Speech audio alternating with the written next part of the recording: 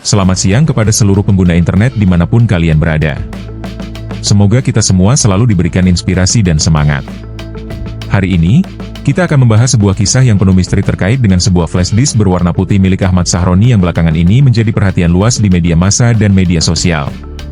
Banyak yang bertanya-tanya, apa sebenarnya yang membuat barang kecil itu begitu penting hingga menimbulkan kehebohan seperti ini?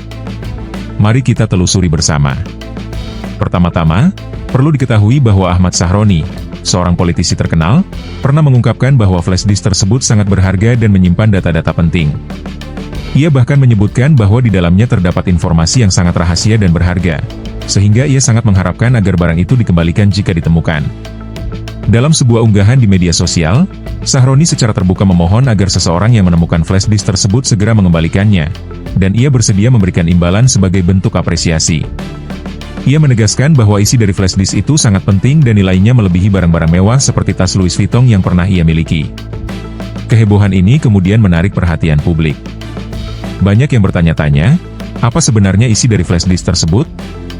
Apakah data di dalamnya berisi rahasia internal partai politik, dokumen keuangan, data pribadi yang sangat sensitif, atau bahkan aset digital berupa cryptocurrency?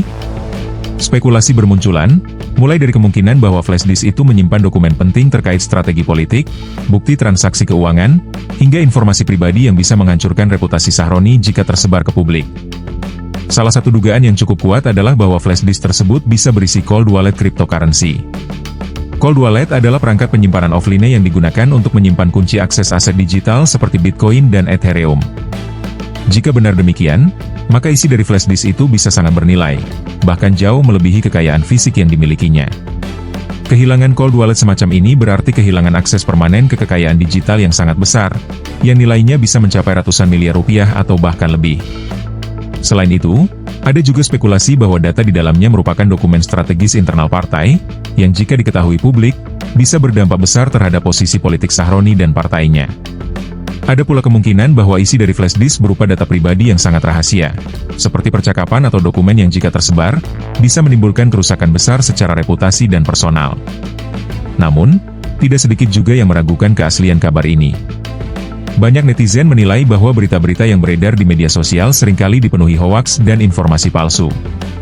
Mereka menganggap bahwa tudingan-tudingan yang menyatakan isi flash disk adalah sesuatu yang besar dan berbahaya bisa jadi hanya sekadar fitnah atau upaya mengalihkan perhatian dari isu lainnya. Beberapa bahkan berpendapat bahwa pernyataan Sahroni yang sempat mengungkapkan hal ini bisa jadi tidak sepenuhnya benar, dan mungkin saja itu hanya spekulasi semata. Di sisi lain, ada juga yang beranggapan bahwa semua yang beredar saat ini hanyalah bagian dari dinamika politik dan media sosial yang seringkali memunculkan berbagai teori konspirasi. Mereka menekankan pentingnya untuk tidak terlalu cepat menilai dan menuduh tanpa bukti yang kuat. Sebagai seorang tokoh publik, Sahroni dianggap sebagai pribadi yang baik dan suka membantu, sehingga tuduhan yang menyudutkan dirinya perlu didasarkan pada fakta yang jelas. Mengenai nilai kekayaan Sahroni sendiri, beberapa pengamat menyebut bahwa kekayaan yang dimilikinya sangat besar, bahkan mencapai ratusan miliar rupiah. Contohnya adalah kabar tentang jam tangan mewah seharga miliaran rupiah yang pernah dimilikinya. Jika dihitung, kekayaan tersebut tentu jauh melampaui nilai barang-barang fisik yang pernah disorot di media. Hal ini menunjukkan bahwa kekayaan Sahroni tidak hanya berasal dari hasil politik, tetapi juga dari berbagai usaha dan aset lainnya. Selain itu, muncul juga cerita bahwa ada warga yang pernah menemukan dan mengambil sebuah jam tangan mewah milik Sahroni yang bernilai fantastis, sekitar 11,7 miliar rupiah. Kejadian ini semakin memperkuat gambaran bahwa kekayaan Sahroni sangat besar dan beragam. Banyak netizen yang kemudian menilai bahwa tudingan terhadapnya perlu didasarkan pada fakta yang benar, bukan sekadar spekulasi liar yang beredar di media sosial. Di tengah semua ini, penting untuk diingat bahwa kita harus berhati-hati dalam menilai dan menyebarkan informasi. Tidak semua berita yang beredar itu benar, dan tidak semua tudingan layak dipercaya tanpa bukti yang kuat. Sebagai masyarakat, kita harus bersikap kritis dan bijaksana dalam menyikapi setiap isu yang muncul, terutama yang berkaitan dengan tokoh publik dan isu sensitif seperti ini. Akhir kata, kita tunggu saja perkembangan selanjutnya dari cerita ini. Apakah flash disk tersebut akan kembali ke tangan yang berhak, ataukah isi dari perangkat kecil itu akan terungkap dan mengguncang panggung politik Indonesia? Semuanya masih menjadi misteri yang menunggu jawaban. Mari kita tetap mengikuti perkembangan berita ini dengan sikap yang dewasa dan tidak mudah terprovokasi. Demikianlah ulasan tentang kisah misterius yang melibatkan flash disk milik Ahmad Sahroni. Jangan lupa untuk selalu menjaga objektivitas dan tidak mudah percaya pada hoaks yang beredar. Terus ikuti channel ini untuk mendapatkan informasi terbaru dan terpercaya. Terima kasih.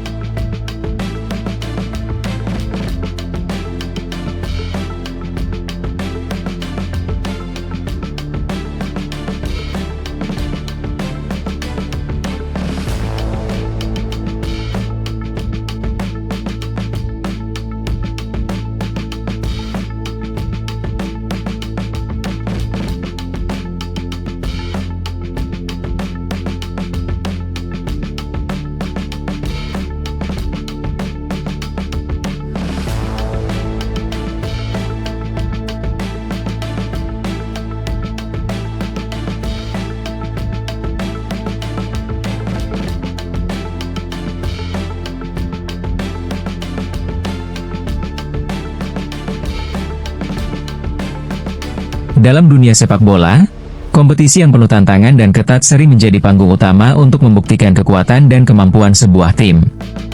Saat ini, Timnas Indonesia sedang berada di jalur perjuangan yang penuh liku menuju target besar lolos ke Piala Dunia 2026.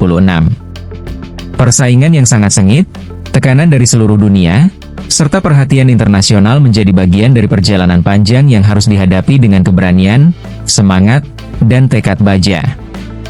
Kesempatan ini adalah momen bersejarah untuk membuktikan bahwa Indonesia mampu bersaing di tingkat tertinggi dunia dan menorehkan prestasi yang membanggakan bangsa. Setelah menjalani rangkaian pertandingan yang penuh drama dan ketegangan, tidak mengherankan jika grup C disebut sebagai grup neraka. Persaingan di grup ini benar-benar luar biasa ketat dan penuh tantangan. Semua tim mampu menunjukkan kualitas dan semangat juang yang tinggi, sehingga peluang lolos tidak bisa dianggap remeh. Selain Jepang, yang sudah terkenal dengan kekuatan dan disiplin tinggi, tim-tim lain seperti Indonesia, China, dan Vietnam juga menunjukkan kemampuan luar biasa serta tekad yang kuat. Kondisi ini menjadi momentum penting bagi Garuda untuk membuktikan bahwa mereka mampu melampaui prediksi dan batas kemustahilan, serta mampu menembus babak berikutnya dari kompetisi ini. Namun, dunia lapangan tak bisa diabaikan begitu saja. Ada sejumlah tantangan nyata yang harus dihadapi, termasuk kondisi pemain yang sedang tidak optimal. Beberapa pemain kunci seperti Kevin Dick dan D. James masih dalam kondisi yang belum pasti, karena mereka berada di posisi 50-50. Sementara itu, pemain penting lainnya seperti Michael CS mengalami cedera hamstring yang cukup serius, sehingga pelatih memilih untuk menurunkan MA sebagai langkah pencegahan agar cedera tidak semakin parah dan agar tetap bisa tampil di laga berikutnya. Ragnar juga belum pulih dari sakit yang diderita, dan beberapa pemain lain seperti Marten serta Marcelino harus absen karena akumulasi kartu dan kondisi fisik. Kondisi ini membuat dua laga terakhir Timnas Indonesia sangat penting, penuh ketidakpastian, dan menimbulkan kekhawatiran sekaligus harapan besar dari seluruh pendukung. Meski begitu, kepercayaan terhadap pemain yang akan turun di lapangan harus tetap dipertahankan. Banyak pendukung dan penggemar optimis bahwa Garuda masih memiliki peluang besar untuk meraih hasil positif, terutama saat menghadapi Cina di laga kandang. Sekarang, posisi Indonesia berada di peringkat keempat dengan total 9 poin, dan posisi ini masih memungkinkan untuk lolos ke Piala Dunia 2026 yang akan diselenggarakan di Amerika Serikat, Meksiko, dan Kanada. Jadi, doa, dukungan, dan semangat dari seluruh rakyat Indonesia sangat penting dan menjadi energi tambahan bagi tim untuk terus berjuang dan tampil maksimal. Sorotan internasional terhadap perjalanan Timnas Indonesia pun semakin besar. Media-media besar dari 7 negara, Jepang, Irak, Belanda, Amerika Serikat, Inggris, Italia, dan Jerman, mulai menunjukkan perhatian serius terhadap perkembangan Garuda. Jepang, misalnya, melalui media Exit, secara terbuka menyatakan dukungan dan berharap Indonesia bisa menciptakan kejutan besar di sisa kualifikasi. Pelatih Jepang, Hajime Moriyasu, bahkan menyatakan bahwa skuad Indonesia memiliki potensi dan kualitas yang cukup untuk lolos ke Piala Dunia, sehingga mereka harus dimanfaatkan sebaik mungkin. Tak kalah hebat, media Irak menyebutkan bahwa peluang Indonesia untuk lolos bisa mencapai 80%. Mereka percaya bahwa kualitas materi pemain dan strategi yang tepat membuat Indonesia menjadi calon kekuatan besar di Asia dalam waktu dekat. Sementara dari Belanda, muncul pengakuan terhadap kemajuan tim Indonesia, terutama dari aspek pemain diaspora dan kerja sama pelatih yang mulai menunjukkan hasil nyata. Pengaruh positif dari kerja sama internasional ini semakin memperkuat posisi Indonesia di mata dunia. Dukungan dari media Amerika Serikat juga tidak kalah penting.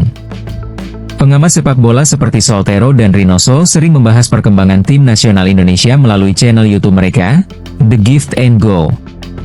Mereka yakin bahwa dengan skuad yang ada saat ini, Indonesia mampu melangkah ke putaran final, meskipun harus melalui babak keempat terlebih dahulu. Mereka percaya bahwa potensi dan semangat juang yang tinggi bisa membawa Indonesia ke level yang lebih baik. Selain itu, media-media di Italia, Inggris, dan Jerman yang sebelumnya kurang memperhatikan Indonesia, kini mulai mengulas dan memberi perhatian khusus terhadap perkembangan Garuda. Ada perhatian terhadap Kevin Dick yang sempat menghebohkan media Jerman karena kepindahannya ke Bundesliga, serta kerjasama antara PSSI dan pihak-pihak di Eropa yang membuat nama Indonesia semakin dikenal dan dihormati di kancah internasional. Semua ini menunjukkan bahwa langkah dan perjuangan Indonesia mulai diakui secara global. Di tengah sorotan positif ini, negara tetangga seperti Malaysia menyadari bahwa keberhasilan Indonesia bukan tanpa perjuangan. CEO Tim Nasional Malaysia, Robren, menyatakan bahwa Malaysia harus bersikap realistis karena ada perbedaan besar dalam sumber daya, populasi, dan sebaran pemain. Ia menegaskan bahwa revolusi sepak bola Malaysia membutuhkan waktu, kesabaran, dan proses panjang, serta menolak solusi instan seperti naturalisasi yang dianggap bukan jalan jangka panjang. Mereka menyadari bahwa keberhasilan besar hanya bisa diraih melalui usaha berkelanjutan dan strategi matang. Selanjutnya, para pelatih dan pemain Indonesia harus fokus menghadapi tekanan dan ekspektasi tinggi dari semua pihak.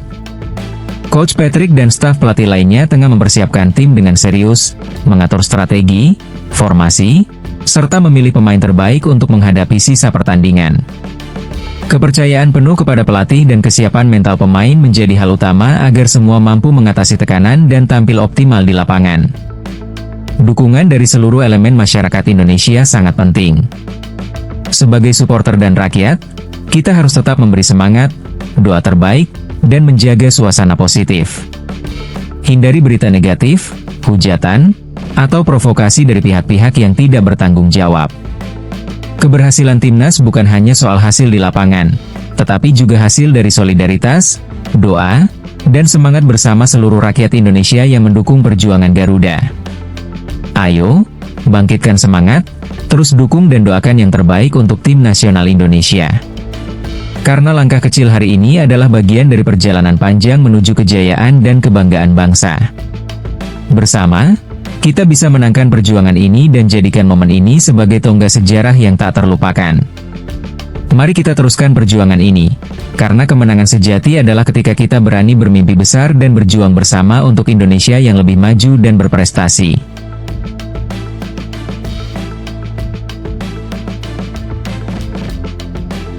Momen penting tengah berlangsung dalam dunia sepak bola Indonesia yang penuh dinamika. Timnas Indonesia tidak lagi sekadar menjadi kebanggaan nasional, tetapi juga mulai menarik perhatian komunitas sepak bola internasional. Keberhasilan meraih hasil positif, antusiasme luar biasa dari supporter lokal, serta kehadiran pelatih-pelatih berpengaruh menjadi faktor utama dalam perjalanan panjang menuju kejayaan. Perjalanan ini tidak lepas dari berbagai strategi yang dilakukan, termasuk perekrutan pelatih ternama seperti Luis Milla dan rencana pemusatan latihan di Bali yang dipenuhi kejutan dan harapan besar.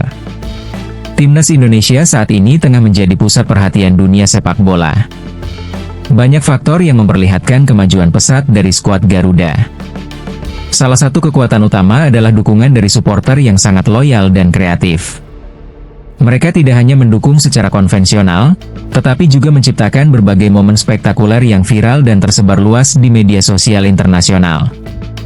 Keaktifan dan kreativitas supporter ini menjadi daya tarik tersendiri dan membuat banyak akun sepak bola dunia seperti 433, Fabrizio Romano, dan FIFA turut membahas perkembangan tim nasional Indonesia. Menghadapi pertandingan penting melawan Cina dan Jepang, perhatian terhadap timnas Indonesia semakin meningkat. FIFA sendiri menegaskan bahwa dua laga ini menjadi penentu dan tolok ukur utama untuk melihat sejauh mana peningkatan performa Garuda. Persiapan matang dan strategi yang matang menjadi kunci utama agar tim bisa tampil maksimal dan meraih hasil terbaik. Situasi ini menuntut konsentrasi dan fokus penuh dari seluruh elemen tim, termasuk pelatih dan pemain. Dalam perjalanan menuju prestasi tersebut, skuad Garuda mengalami sejumlah perubahan dan tantangan internal. Salah satu yang menarik adalah dinamika usia para pemain yang terus berkembang. Jordi Ahmad, pemain tertua dalam skuad beberapa waktu terakhir, kini berganti posisi dengan Stefano Lillipali, yang usianya sudah mencapai 35 tahun. Sementara itu, Marcelino Ferdinand tetap mempertahankan status sebagai pemain termuda, lahir pada 11 September 2004, dan saat ini berusia 20 tahun. Selain itu, jumlah pemain yang dipanggil untuk mengikuti pemusatan latihan saat ini mencapai 32 orang. Namun, aturan resmi membatasi daftar pemain yang bisa didaftarkan untuk pertandingan menjadi 23 orang saja. Hal ini menimbulkan tantangan tersendiri, karena pelatih Patrick Kluivert harus memilih pemain terbaik dan menentukan siapa yang akan dipertahankan dan siapa yang harus tersisih.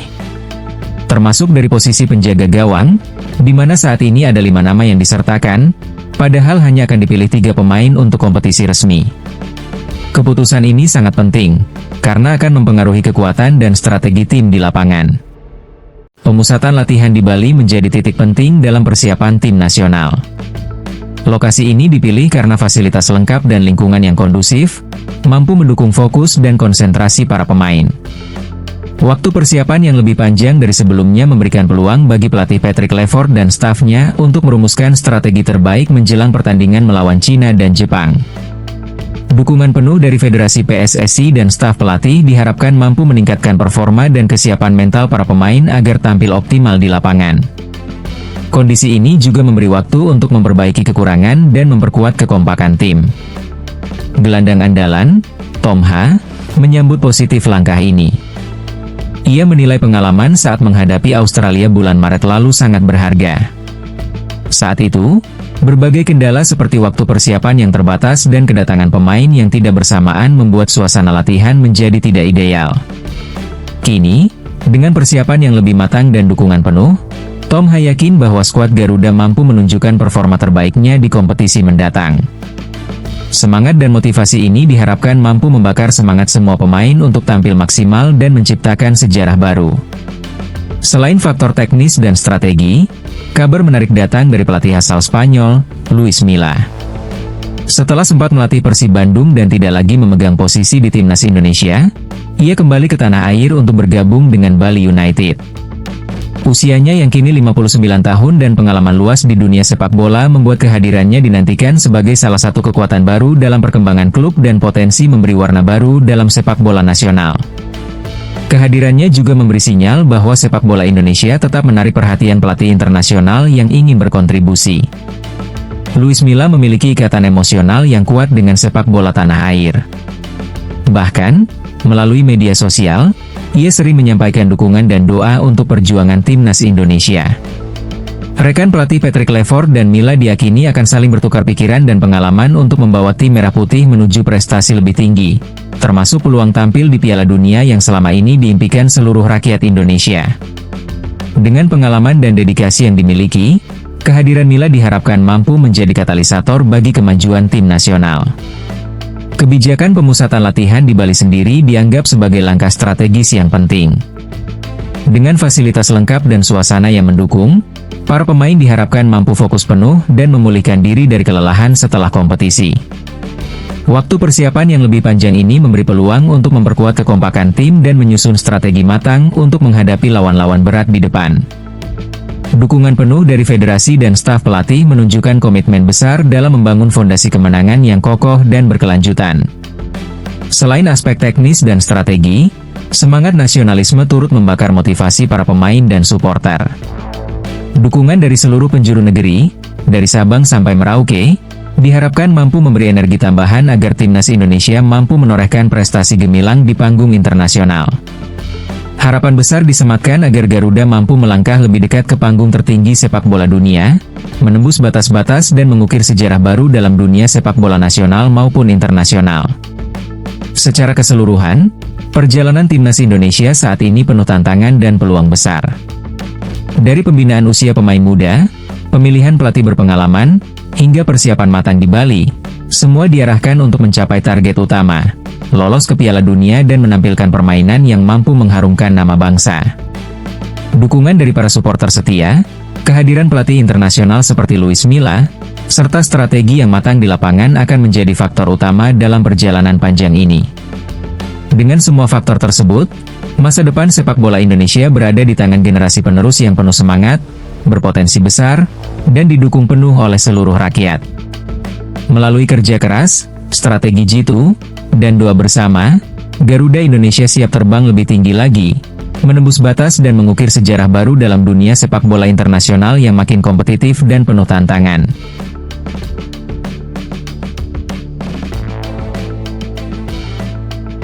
Menghadapi laga penting dan krusial melawan Tiongkok di Stadion Utama Gelora Bung Karno, yang dijadwalkan pada 5 Juni 2025, Timnas Indonesia tengah mempersiapkan diri dengan penuh semangat, tekad, dan strategi matang.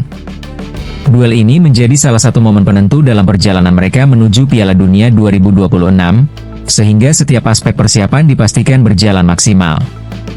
Ada banyak dinamika menarik dalam skuad Garuda saat ini, termasuk kembalinya 4 pemain yang selama ini sempat hilang dari panggung tim nasional, yang memberi nafas baru sekaligus menambah kekuatan dan variasi taktis. Pada hari Minggu, 18 Mei 2025, pelatih kepala Timnas Indonesia, Patrick Kluivert, secara resmi mengumumkan daftar 32 pemain yang akan mengikuti pemusatan latihan di Bali.